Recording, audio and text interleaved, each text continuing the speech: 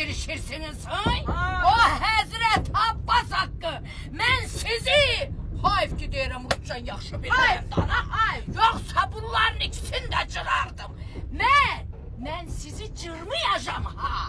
Mən sizin ikinizi də yerə yıxıb çırmayacağım. Of, kurban olaram.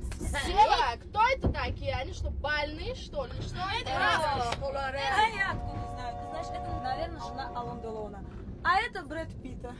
Sen mənə bitti dersən? Sən bitin var. Sen elə sən bu dəqiqə saçlarını yom küləyə verəcəm sənin. Suçka nişasını. Да пошла ты, идиотка. Sözün dedi dokta. Bildin ne var? Lepçer sifət. Qancıq denən qancıq. Siz istiyorsunuz ki bizim erlerimiz sizin az neydi o? Ne? Az polyon dediniz olsunlar. Az siz onu görün. Görmeyesiniz.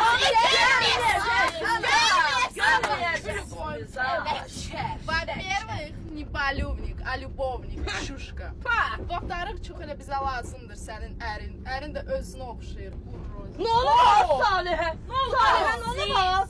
Normal arvat olsaydınız sizin eliniz bize bakmazdı. Ne olmaz? Ne var mama? Gönder, Siz bize dersiniz halledeceğim.